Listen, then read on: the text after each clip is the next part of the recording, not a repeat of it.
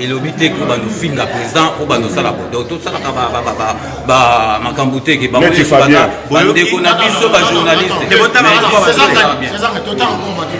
Est-ce que tu permets que journaliste à ça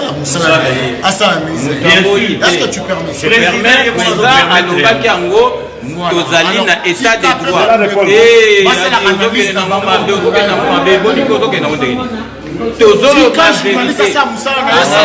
l'électricité qui est au finga ou le papa afinga na noté aloba na noté na kritikaka président so basali mabe na kritikaka 5 minutes na kritikaka président tango ayamba kanambe ngana ba ke kanambe babimi libanda bazoseka na kritikaki. C'est normal, mais tout le monde a fait un peu de comment on se vote pas de mettre dans salon de on a été passé et ben nous peut ça va tout image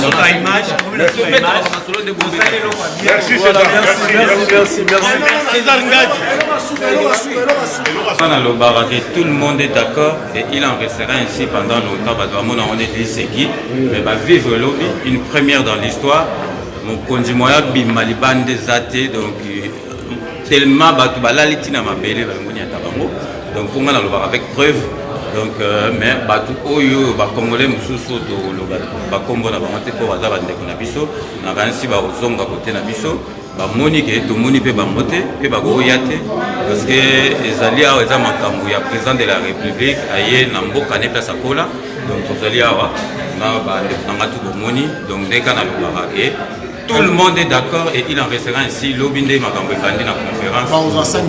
5 minutes et d'autres Babi Baloukuna, notre collègue Atika Bisso a comment une politique, notre collègue journaliste. Alors Babi, tu dis quoi? En tout cas, c'est un plaisir de voir que le président Fachi a en vogue. Et puis, a drainé foule, y compris les leaders d'opinion. Parce qu'il faut rappeler là-bas que Nengeto Telemiawa, Tozali ba figure, il y a ma ville dans le pays de Vanda. En France, en termes d'opinion, il y a leadership, il y a opinion.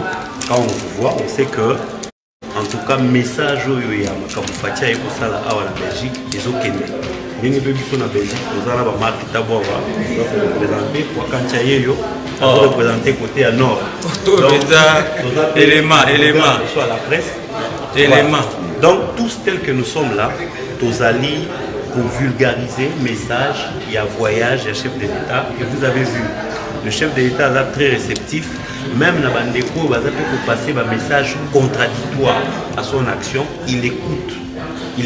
Au moment où nous parlons, les amis, qui ne sont pas nombreux bien sûr, Madame Moussikate, mais on les écoute. Voilà. Alors, on est un peu frustré, avec le président, apparemment, c'est normal. Comment tu fais ta lecture? Ouais, il faut que c'est normal parce que nous sommes là, donc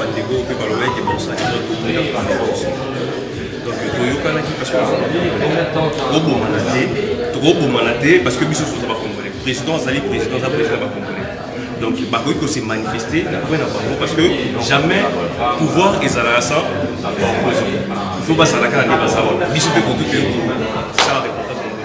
alors bizarrement, Balobi et Zabalouba, mais na comprendre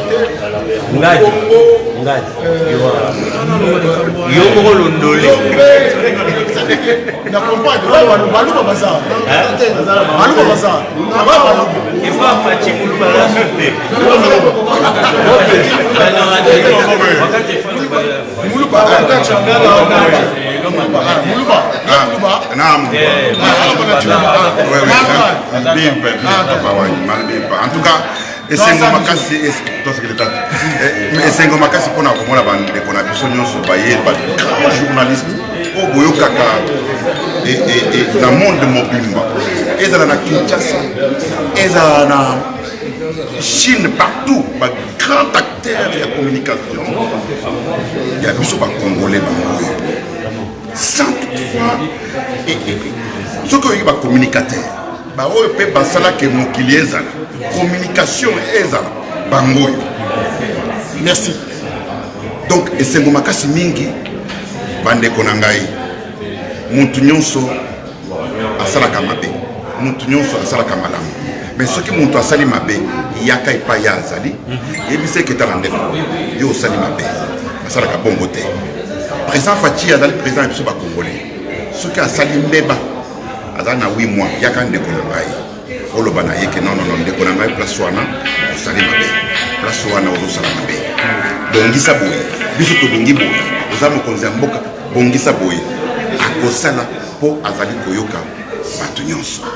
Merci. Mais c'est comme message olobaka na Chiluba eke bato mosusu bazoyoka te okoyebisa bango nini eyo bana beto ngini kisangaka bungo kumona bilobo bya communication wa Congo bilobo ebi mbiji bienze communication mu monde mujim pana ngini tangina mpale ngini mona très bien que qui bati pas quoi ta communication mu monde mujim non pas dire ah pas pigner beaucoup ku fait communication du président Fachi mumone kabena ba banyema kabena ba bipata badika bal source pour des informations minele ku yikil ne fumwaji tunga Fachi mboba batubeze communication France ça qui dit là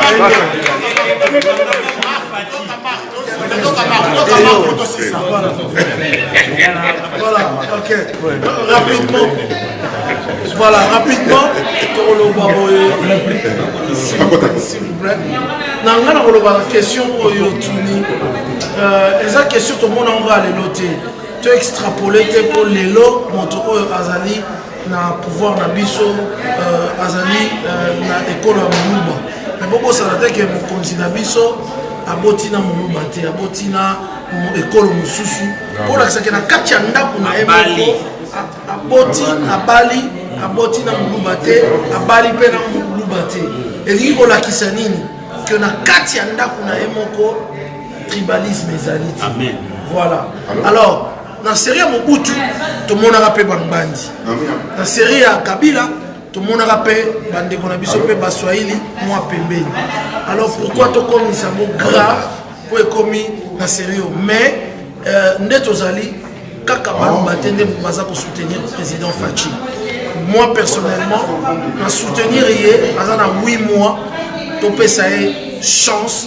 C'est à la simanaye pour que Abeka Kolonga nous salons les alliés ya makasi ya ko kambambo ko. Alors je vous dis merci beaucoup. En fait na ba te mulu bazanga ko bazanga ngai na ba te mulu na za ko ngara mongo bando. OK ngara wana ka ka bando yo bazo bénéficier na gratuité enseignement baza bikoloni Congolais. Merci.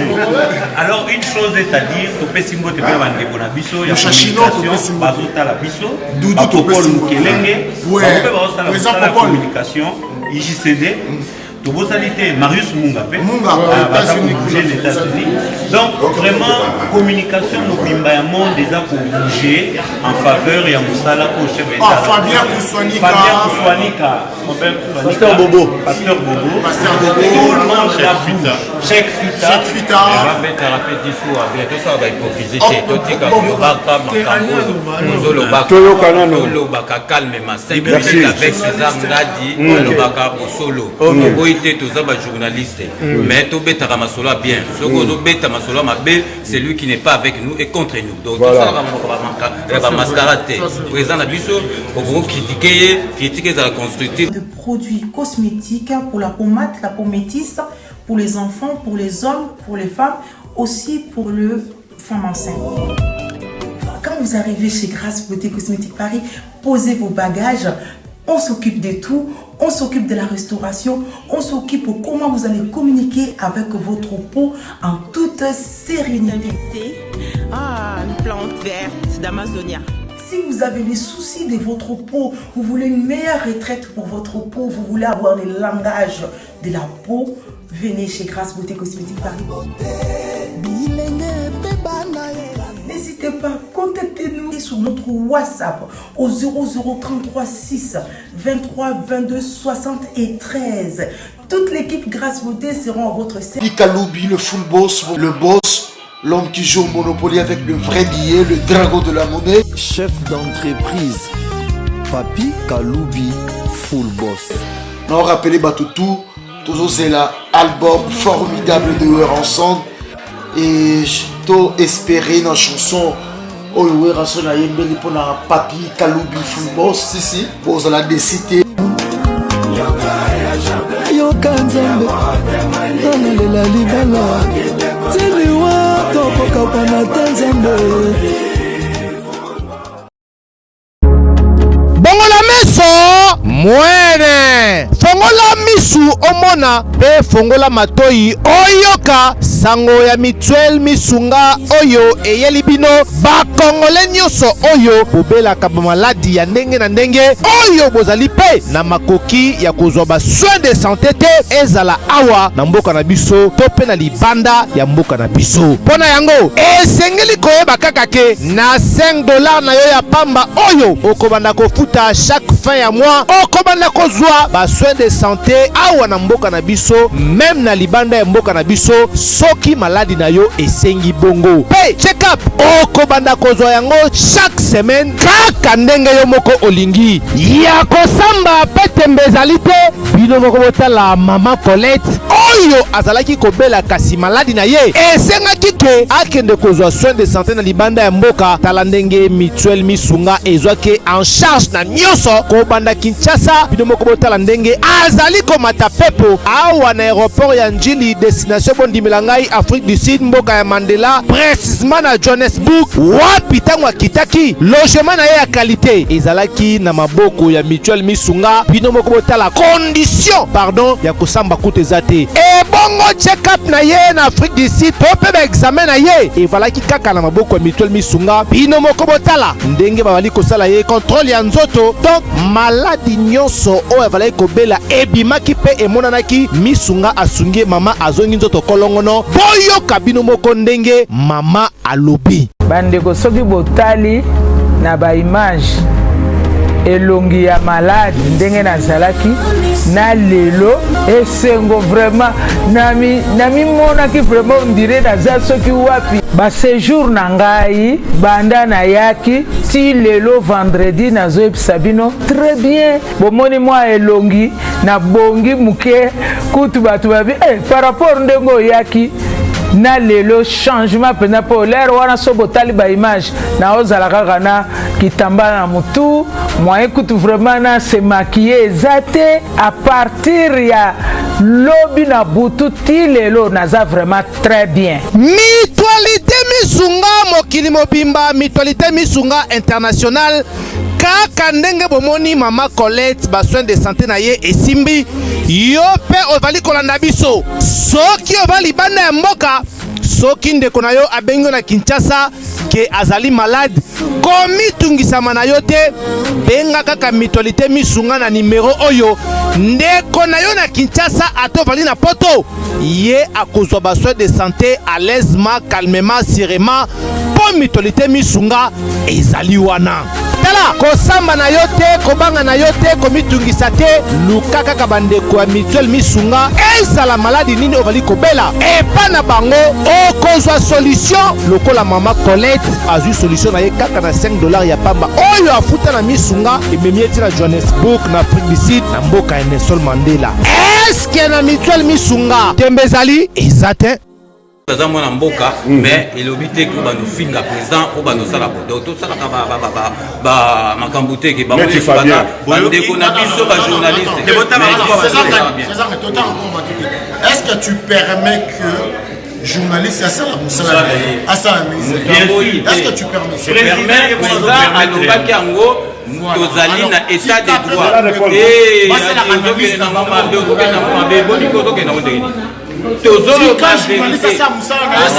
elakisi te ke mofinga oloba kwa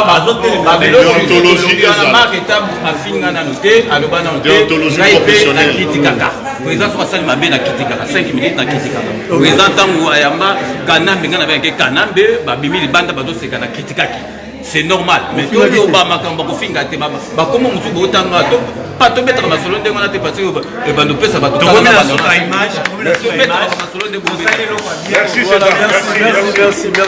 César Ngadi grand prêtre ndeko okancha message à unité message à unité et l'on va souper ça dit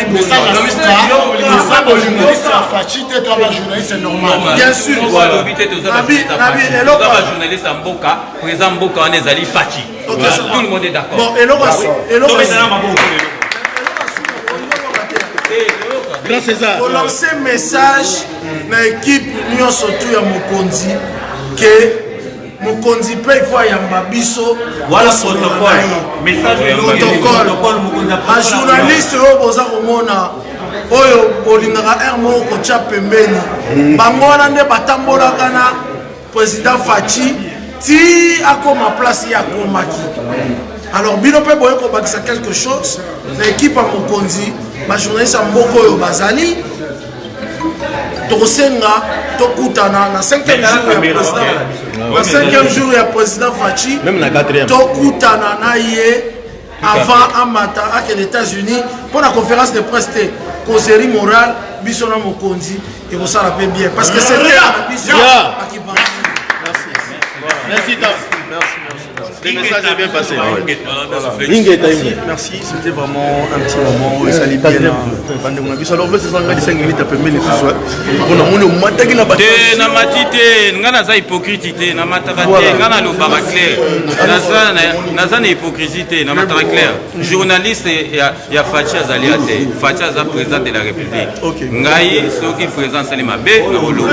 Président sali 8 mois, marambo ebeba pendant 18 ans, président Togoke les membres parce que na fait au place mon côté na ba marque étape na miso na banane non autant à bangote parce que bazo me parce que makambo ezo pas ezo diviser biso et ça ba langage té langage tant ozo tenir langage mabe mutu musu pe à se retrouver mais nous tous en a division té tous sangana mais so bazalaki ba pourquoi ba yeta il fallait ba ya pourquoi tout monde ba merci Clébo. Alors Tombez en Assima, s'il vous plaît, tombez en Assima. Ici, on est entré, nous sommes en direct, nous sommes en direct. Alors, juste en fait, je vais vous bien, ils ont parlé de ce bateau, avant de ça, Moussala, où il y a plus de Awa, un petit mot d'abord, on n'a pas sorti au moins 200. Non, on peut ça d'abord aimer la bateau, on a monté, puis on a eu ça pour Awa, Moussala, mais on a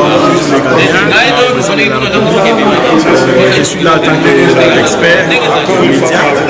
Donc voilà, Mandeko, Makamozo Leka, Ndenge Obiso Lingaki, Tumboto Mundaki Awa Potozwa, et Loko Tandoro Luka, tout ce que bah agiter au Batikali, Mike, bah Luka, pas problème de gauche à droite, il faut pas Bolanda Bango. Congo, ils en ont besoin, il y a Kimia, Congo, ils en ont besoin, il y a Misala, Congo, ils en ont besoin, de la santé à Kitoko, Congo, ils en ont besoin, de biso o nyonso babandaki kosangisaka bambongo akwatindaka ba Western Union esila parce que ba obaza awa pe bazo joa mbongo mwa maloba ya malonga penza te soki batindaka ezaka par sacrifice alors to infliger bango sous sacrifice wana te to sala en sorte que en emploi ya solo ekota kuna parce que climat d'affaires ekomi nango ya obonga bamakambo za bana nzela to za la négativité il y a beaucoup de choses sur les osama.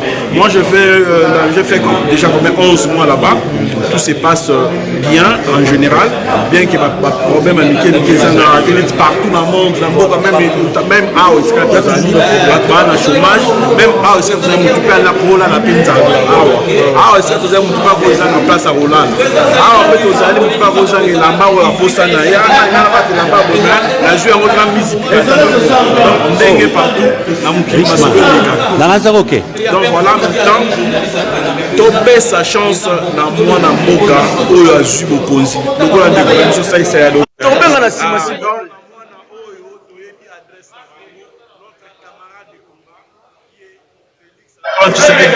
aujourd'hui chef de l'État congolais oyo oyebi parcours na ye bien iloba loba oyo zoneka de gauche à droite biso bato zaki sur le terrain na kota polémique mais dans le moment solo élection de la 1 milliard de forfaits pour gagner Félix Chauvin. Moi j'étais candidat à Bandundouville, là où bazo prétendre Fiefia Fayou. Nkolofa la nyata qui m'appelait à Bandundouville na salaki na meeting na ngai la vidéo bandeko bamonaki ngape na salaki na salaki ye pas salaki pour salaki mais bato ngana ay candidat député national ya salaki candidat président de la République. Mais l'équilibre entre les gens et donc dans lobby à élection, maintenant il y a pas PV. Donc, il faut pas qu'il y ait un témoin, il faut qu'il y ait un terre.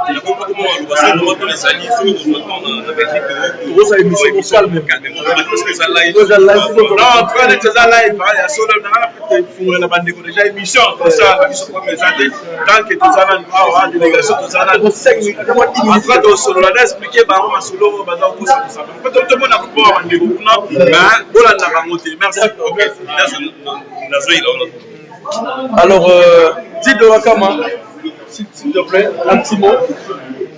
Alors, bonjour, bonsoir, bon après-midi, ça va? Alors, Dido Wakama, tu n'es plus à présenter parce que tu fais partie à sécurité pour assurer les lots. On a dit à Bruxelles, il est arrivé à prendre bien que Babel soit la sécurité, mais tu es un Congolais qui est motivé, qui s'investit pour que tout va bien.